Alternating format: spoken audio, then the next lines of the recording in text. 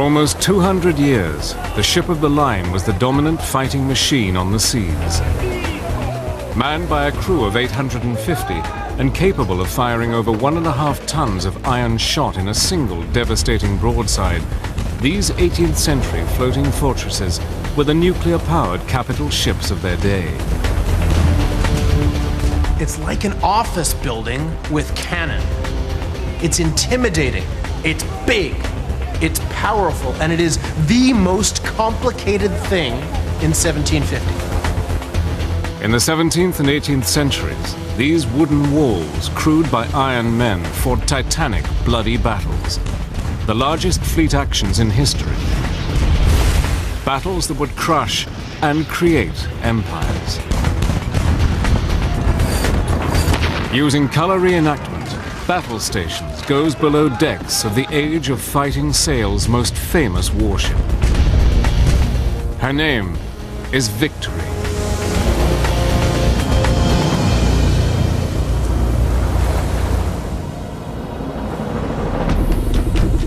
October the 21st, 1805. Trafalgar, 40 miles west of the Rock of Gibraltar.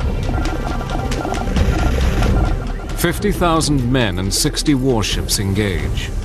The greatest sea battle the world has ever seen has begun. No quarter is expected. None will be given. They were such grim, desperate, savage, brutal battles, and the chance of surviving them was, 1 in 3 if you were at the front of the line. Napoleon Bonaparte, the French tyrant of Europe, has commanded his Franco-Spanish fleet to gain control of the English Channel. But blocking his ambition as well as his ships is a British fleet. Its flagship is HMS Victory, commanded by Admiral Horatio Nelson. He stands under fire. He doesn't hide, he doesn't shirk from the battle, he leads the battle. So Nelson's job is to reduce the battle to a melee of ship on ship and leave his men and Victory to do what they do best: close in, finish off, destroy.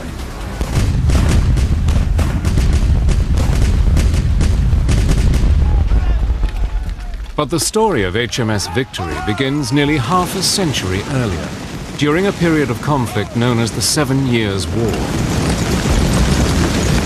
In the 1750s, the British and the French are vying in Canada and the Caribbean for control of the wood and the fur resources of Canada and for the sugar resources of the Caribbean. There's a lot of money at stake in the 1750s, and Britain and France are fighting over it. For over 400 years, Britain has relied on its navy. Britain is a maritime trading nation, and that means in order to ensure that British merchants can go all around the world and make all the money that they want, they need ships to protect them. These wooden walls form the country's first and most important line of defense. In 1759, with this latest war against France, Parliament ordered the construction of 12 new ships. Unlike any previous war, we were now fighting on 4 different continents, and therefore the Navy needed to supplement their fleet with a considerable number of vessels to fight on these various fronts. In the late 18th century, the most sophisticated warship any navy could possess was the 100-gun, first-rate ship of the line.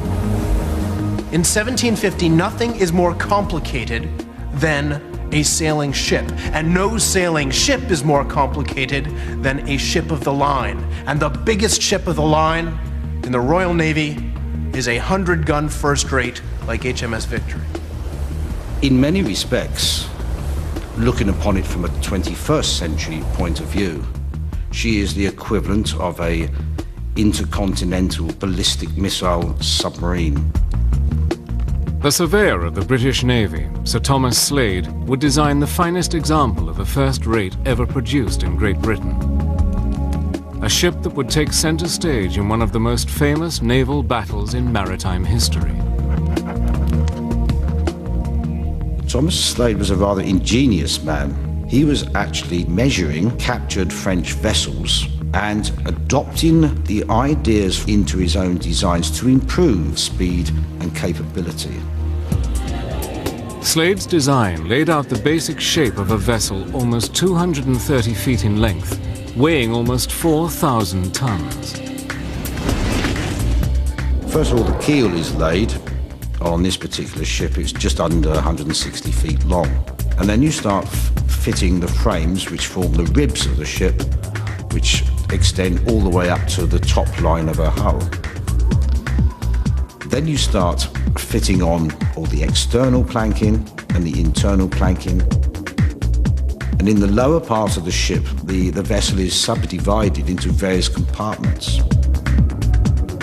Over 21 feet in height, and with its wooden walls almost 3 feet thick, the hold of the ship is a warehouse of all the ship's stores and supplies. On top of this level is the first deck, which is the orlop. Then we come above the waterline and we have our first gun deck. This is 186 feet in length, and it mounts the heaviest armament, some 90 tons in all, of 30 in number 32-pounder guns. Here, in this cramped environment, in between cannon weighing 2.5 tons each, 350 seamen worked, slept, and ate. Rising above that deck, you then have the middle gun deck with 28 in number 24-pounder guns. Rising to the next tier, the upper gun deck, you had 30 12-pounder guns. Coming up to the next level, we then actually rise onto the open decks. She has a quarter deck and a forecastle, and above the quarter deck, an even shorter deck known as the poop. The last crucial element of the ship's design are its 3 towering masts. The foremast reaches 182 feet, the mainmast 205 feet, and the mizzenmast is 152 feet in height. These huge poles allow the ship to unfurl 37 separate sails, an area of almost 7,000 square yards, larger than the surface area of a football pitch.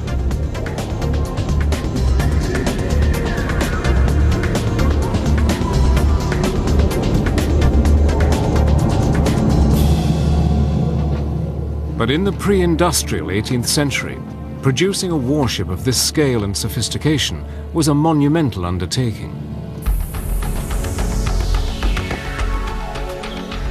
To build a ship like Victory, you need to clear a forest of oak trees. You need to import masses of timber from abroad, particularly pine for the masts. You need to import flax and hemp to make the sails and the ropes. All kinds of materials from around the world have to be assembled in a very large production unit, major British dockyard. 26 miles of rope and almost 1,000 blocks of various sizes were needed for the ship's rigging. Another 800 blocks were needed to work the guns, and each vessel needed numerous spares. 6,000 trees were felled to build the ship's hull, accounting for almost 300,000 cubic feet of oak. Enough wood to clad the Empire State Building 1.5 times.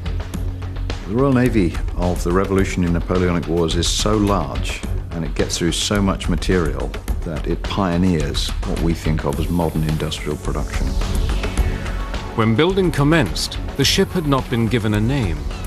Just a year into construction, the wooden structure taking shape in its dry dock was finally christened. Her name was to be Victory. But by the end of 1759, Britain had gained control of almost all of North America and had all but crushed French ambitions in the New World.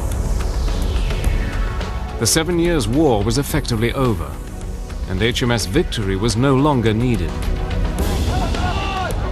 Built at a cost of more than £50 million in today's money, the Royal Navy's newest battleship was not required for immediate service.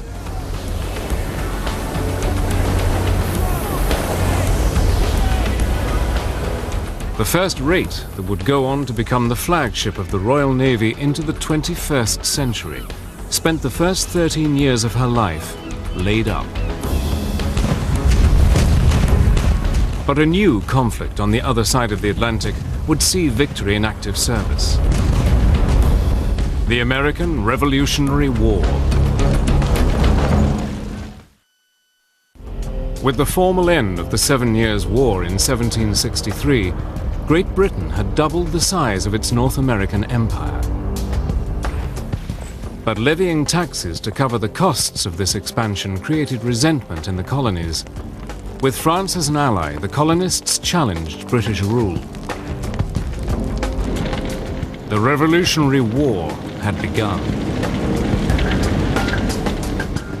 In 1778, HMS Victory readied for war. Once a man of war was at sea, she had to be entirely self-sufficient. Before sailing, it was necessary to load a vast quantity of stores and provisions for the ship's survival. The ship could carry up to 357 tons of water. Then she would carry something like 50 tons of beer, some 45 tons of salted meat, beef or pork, 2 tons of peas, 2 tons of butter, 45 tons of bread in biscuit form, and a further 10 tons of flour. It is probably the same kind of logistics problem of storing one of these ships as it is to prepare a cruise liner for the Caribbean today. In addition to food, HMS Victory would need a crew. Any warship of any period is only as good as the quality of the men on board, because every piece of work on the ship requires large numbers of men applying skill and physical force to carry out the job. The captain was assigned the ship by the Admiralty, and it was his responsibility to find its crew. Some will have joined the ship voluntarily, having served with the captain on previous vessels. But others, a small proportion, would have been criminals who chose service over jail, or those unlucky enough to have been impressed.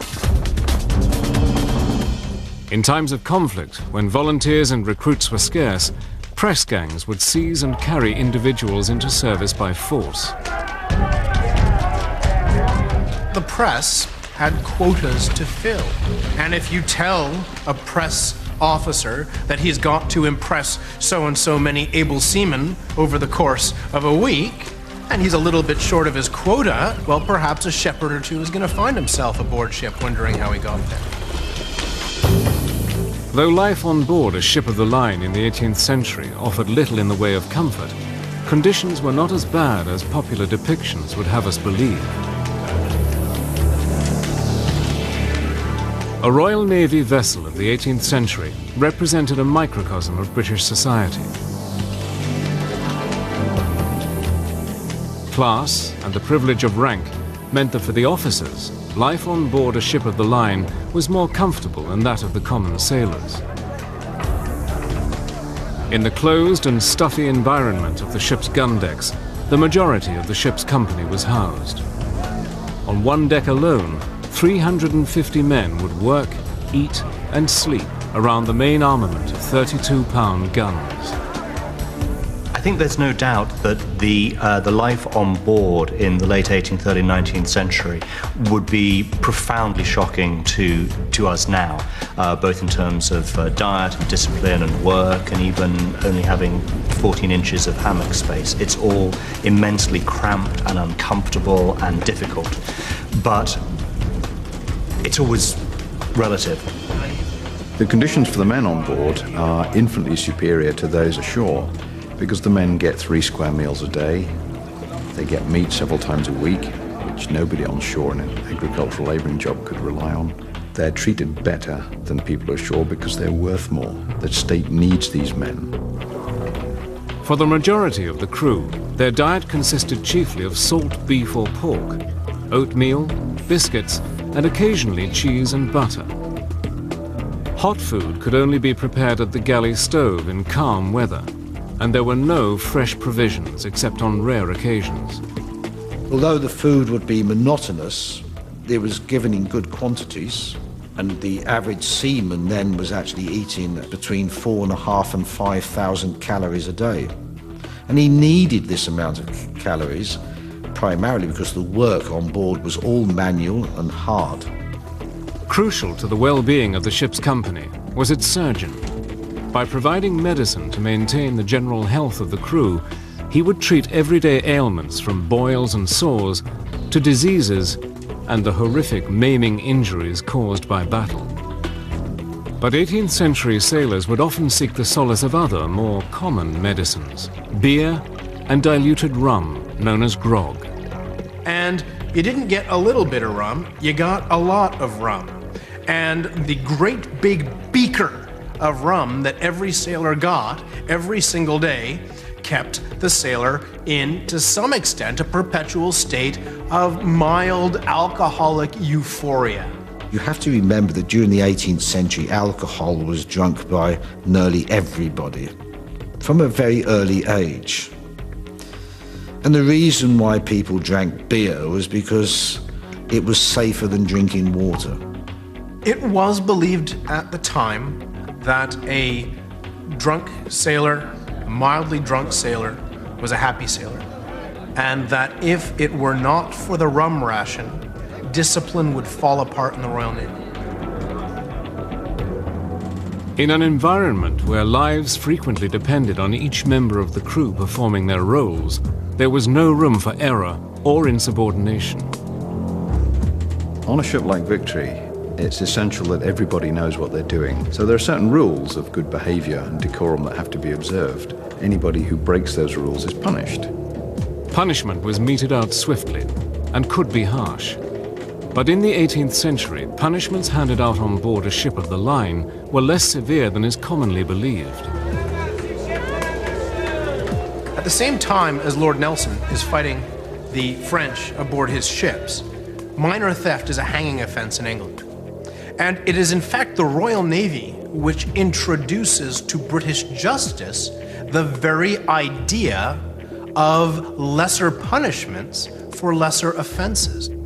So perhaps the punishment for theft or buggery or any number of offenses in law at the time was death. On a ship of the Royal Navy, you might only be flogged for it.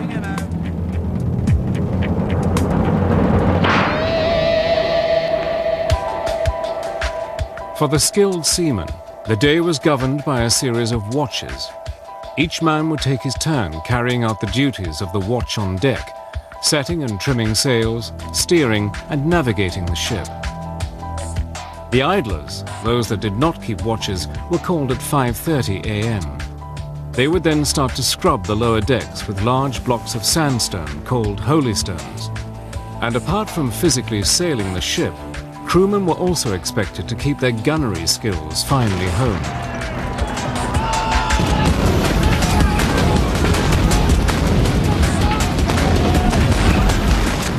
Each gun was manned by a 6-man crew, known by numbers to make orders easier in the noise of battle. Number 1 is the gun captain, who aims and fires the gun. Number 2 uses a long spike to turn and raise the barrel and maneuver the gun after firing. Number 3 loads the gun and rams the shot and powder home. Number 4 sponges out the gun, ensuring that no burning powder or waste is left to cause premature ignition of the new charge. Number 5 works opposite number 2 to move the gun, whilst number 6, the smallest and youngest of the crew, often 10-year-old boys known as powder monkeys, collects the gunpowder charges from the magazine deep in the hold.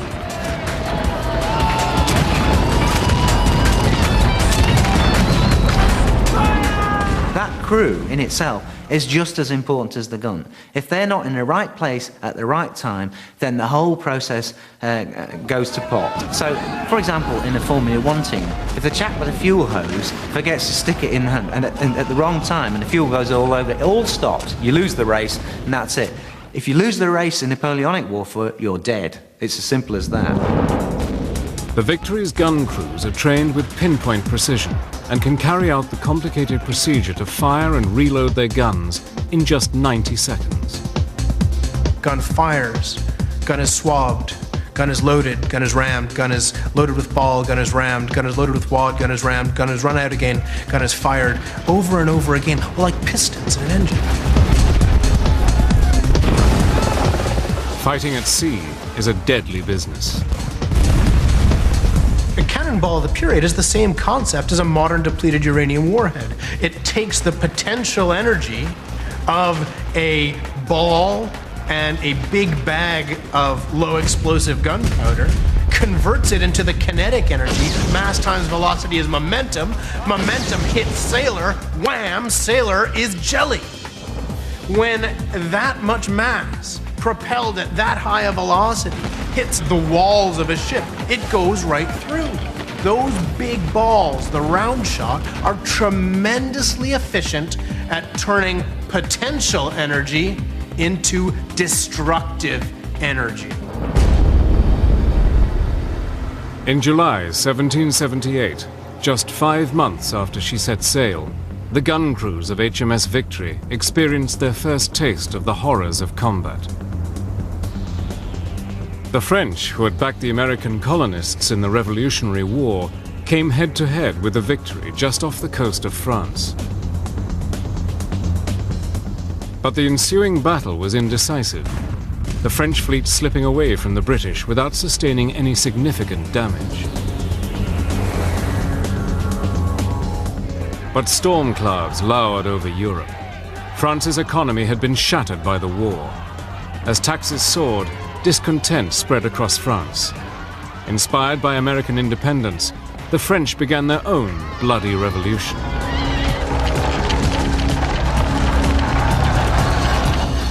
The outcome would change the face of Europe forever and present the Victory with her greatest challenges.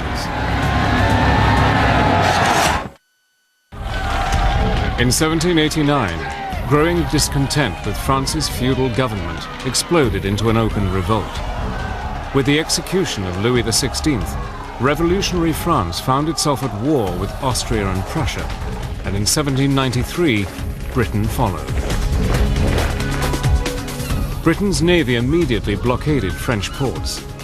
By positioning Royal Navy ships just outside the French harbours, the British could keep the French navy in port for years on end. This had several advantages. It meant the British were experienced, highly efficient seafarers. They handled their ships with skill. The French and Spanish, by contrast, had no sea experience. And so however brave they were, they lacked the seafaring skills to compete with the British.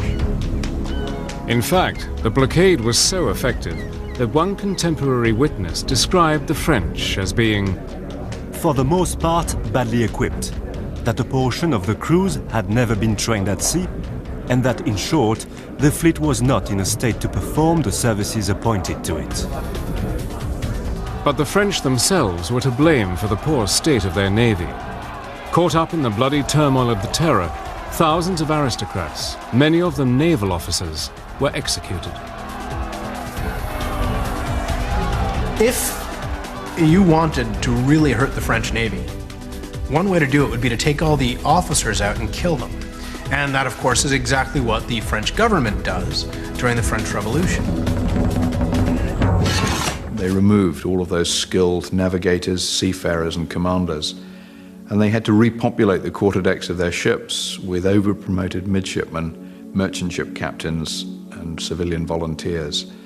And the result was catastrophic. To successfully sail a first-rate ship of the line, experience was paramount. Controlling such a huge, complex, flexible machine requires a tremendous sense of timing, because nothing you do on a ship like that happens instantly. You can't put the brakes on, you can't accelerate. Everything takes time. You have to anticipate everything that you need to do. And the greatest ship captains of this period are not the men with the quickest reactions, but the ones with the best anticipation. In the 18th century, naval engagements required nerve and skill. Ships of the line fought in a line of battle, one behind the other. This is because they could only fight their guns on either broadside, yet they could only make progress with the wind pushing the sails, so they couldn't actually fire in the direction they were going. Though many battles were fought in this way, they seldom resulted in a decisive victory for either side. But a decisive outcome could be achieved by breaking the line. If you can put your firepower at one end of the line and hit that long lineup hard with all of your firepower, they will go down like dominoes. Every part of a ship is vulnerable from the stern or from the prow. If you can rake a ship longitudinally, the whole ship is lined up in front of you, ready to go down. With no bulkheads to slow their passage, the cannonballs caused horrific damage the entire length of the ship. James Atcherley, a Royal Marines captain aboard HMS Victory, recalled. The shot passing through had mangled the bodies. An extraordinary proportion had lost their heads. A raking shot, which had entered the lower deck, had glanced along the beams and through the thickest of people. And an officer declared that this shot alone had killed or disabled nearly 40 men.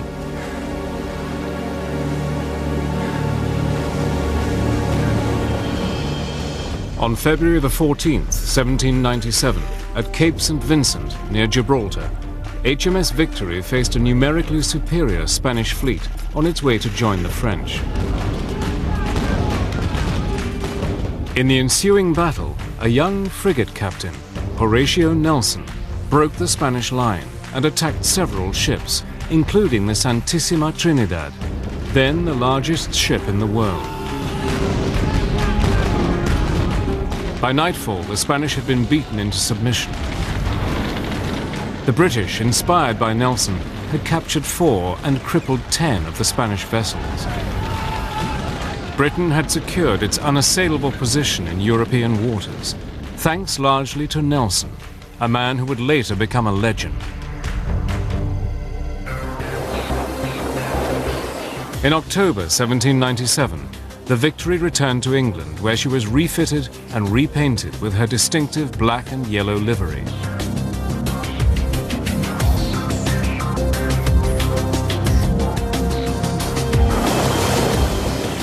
She finally undocked on the 11th of April, 1803.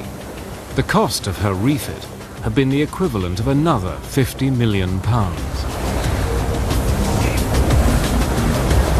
Over her lifetime, she cost certainly 6 or 7 times more to keep in service than she did to build. The perishable nature of the wooden ship makes it an endless maintenance task. But a new danger had emerged in France: Napoleon Bonaparte. Amid fears that the great dictator was planning to invade, Britain and HMS Victory were again at war. Now, at the turn of the 18th century, HMS Victory, commanded by Lord Nelson, would take center stage in the most decisive naval battle the world had ever seen.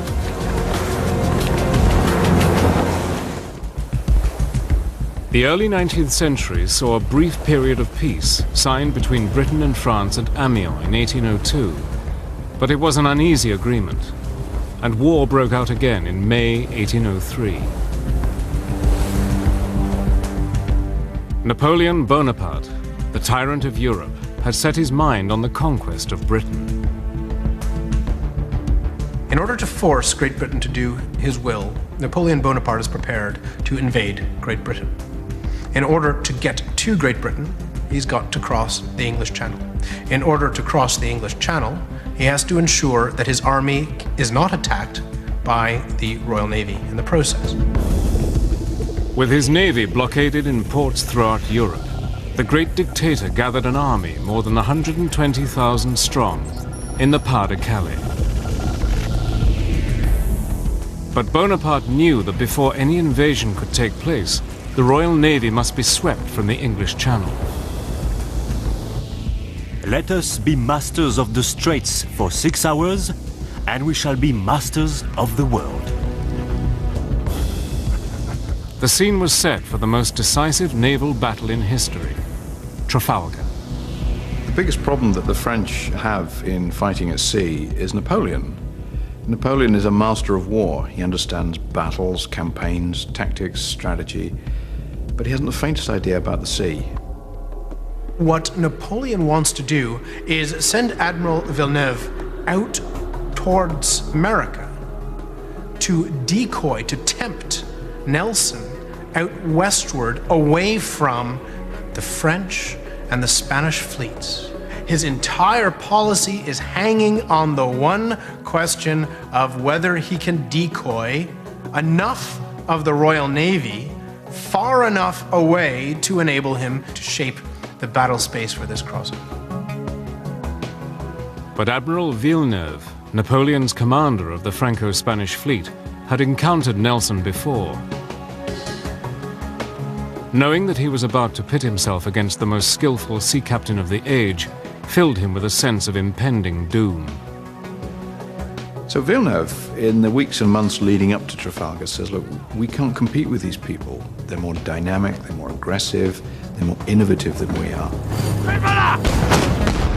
In every battle, somebody has to come second, and at Trafalgar, everybody knew that Villeneuve was going to come second long before the battle starts. Nelson knew it. Villeneuve knew it. Napoleon's plan called for Villeneuve to head for the West Indies, luring Nelson away from the Channel. Villeneuve would evade Nelson, circle back, and join up with the Spanish fleet off the coast of France to take the Channel. But the British were not so easily fooled. You can't outwit the British at sea. The British understand this element far better than the French, and far, far better than Napoleon. They anticipate his every move. And not only does Nelson chase Villeneuve all the way to the West Indies and back, but another British fleet meets him off the coast of Spain and gives him a beating on his way back. His nose blooded, unable to rendezvous with his allies, and with Nelson in hot pursuit, Villeneuve panicked. Instead of heading towards the Channel, he sailed into the port of Cadiz.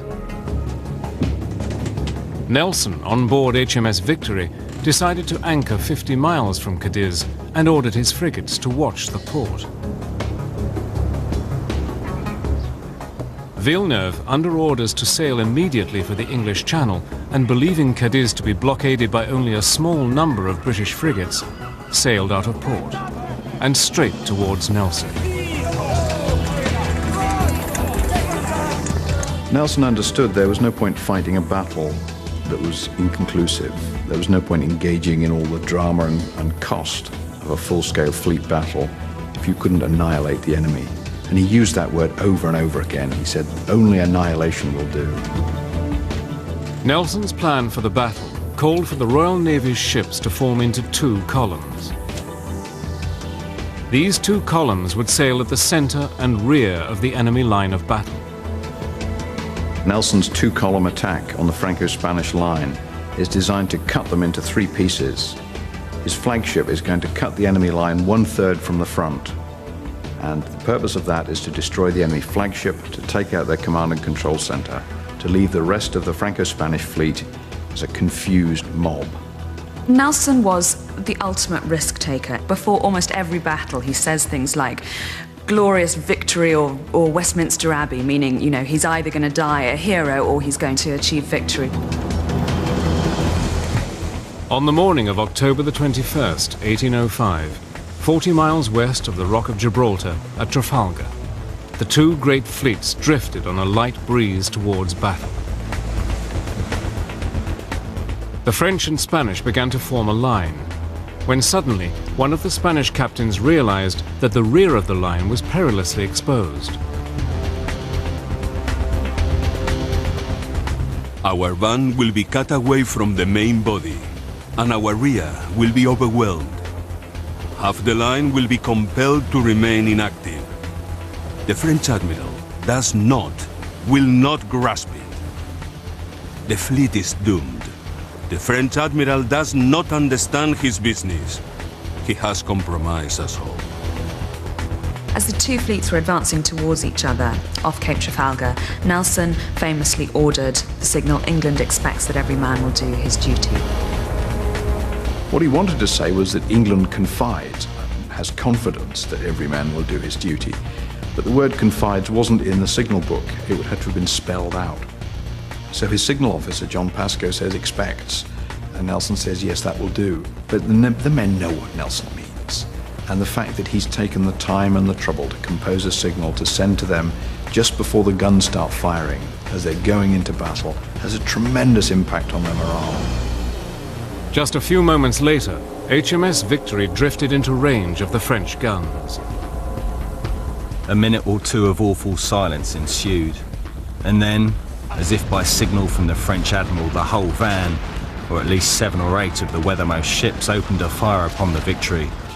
Such a fire has scarcely before been directed at a ship.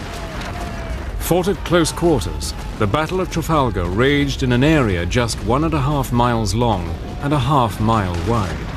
60 ships of the line engaged, the French and Spanish with 33, and Nelson with 27.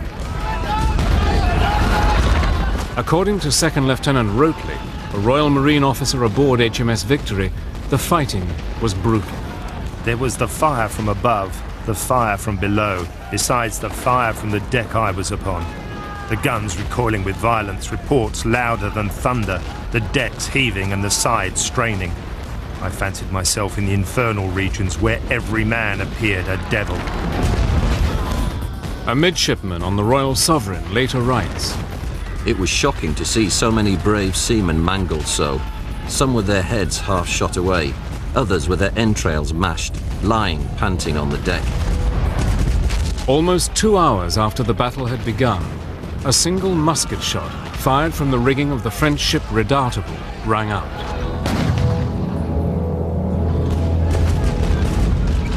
Though it was only one of tens of thousands of shots to have been fired that day, its impact was the most devastating. The battle that had been masterminded by Britain's hero of Cape St. Vincent had all but been won, but Admiral Nelson lay dying.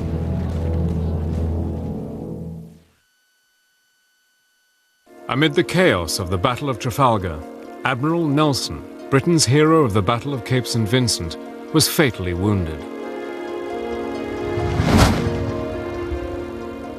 A musket ball fired from the rigging of the French ship Redoutable entered his body through the shoulder, pierced his lung, and severed his spine.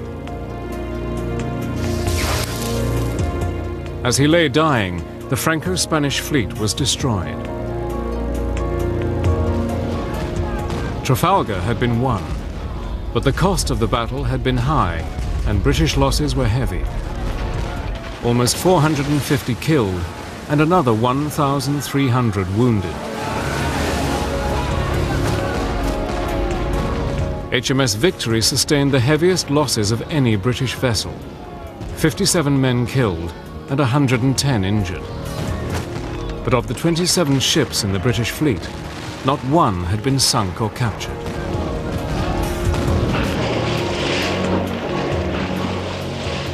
For the French, it was a different story. The Franco-Spanish fleet had lost 4,500 men. Nearly 3,000 were wounded, and 17 of their 33 ships were captured by the British. At the Battle of Trafalgar, Nelson sinks enough of the French Navy and the Allied Spanish Navy to ensure that France cannot impose its will on the British at sea for the rest of the Napoleonic Wars. The Battle of Trafalgar is the ultimate naval combat. It doesn't decide who wins the battle, it decides who wins the war. And that war doesn't mean that the British have to go back and do it all again later. Nobody takes the British on in fleet-to-fleet battle for another 110 years. That's how important Trafalgar is. Nobody would take on Nelson's heirs, nobody would dare. And so for more than a century, the British have undisputed command of the ocean, unrivaled grasp on world trade, which makes them rich and successful. Shortly after hearing the news of his victory, Nelson died. HMS Victory's company were grief-stricken.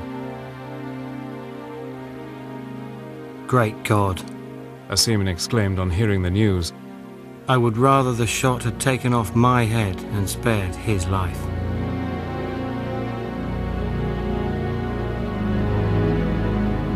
It is the perfect victory for Nelson. He saves the country, and he dies in the process. Not only is Lord Nelson a hero, he's a martyr.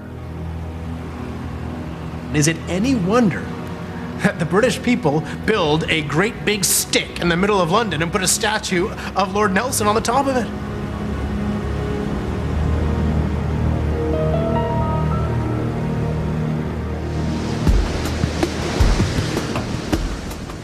But HMS Victory was nearly destroyed and had to be towed to port by another ship. The repair work to the Victory was undertaken at Chatham, in the dock where her keel had been laid nearly 5 decades earlier. You have to remember that Victory reaches its finest hour when it's 40 years old. No modern warship lasts for 40 years in the front line. But by the early 19th century, steam, not sail, would provide propulsion for the ships of the future.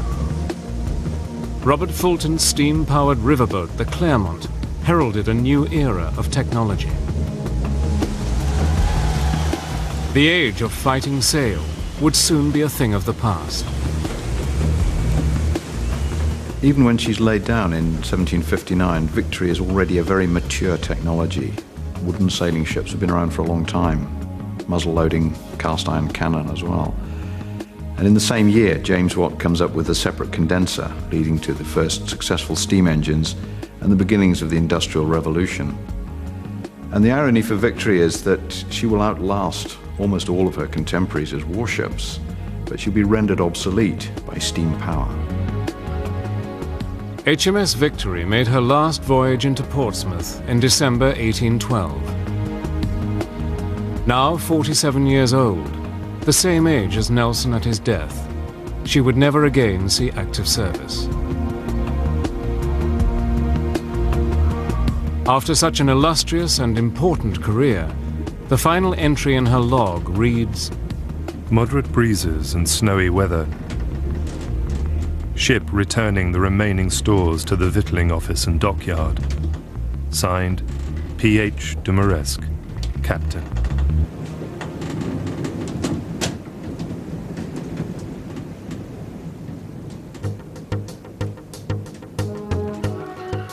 More than 150 years after her construction, the Society for Nautical Research recognized that the condition of HMS Victory would soon be beyond repair.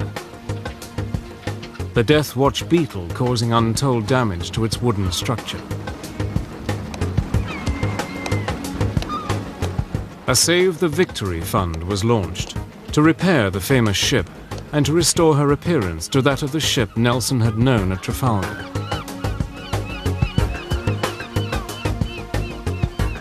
Nelson himself thought Victory was the greatest ship of her time, but if Trafalgar hadn't been won, Victory's place in naval history wouldn't be what it is today. Moved to its present location, No. 2 Dry Dock, at Portsmouth's Royal Naval Dockyard in 1922, HMS Victory has, over the last 80 years, been meticulously restored and saved for a grateful nation. Today, HMS Victory flies the flag of Commander-in-Chief of Naval Home Command and remains the oldest commissioned warship in the world, the second being the 44-gun frigate USS Constitution.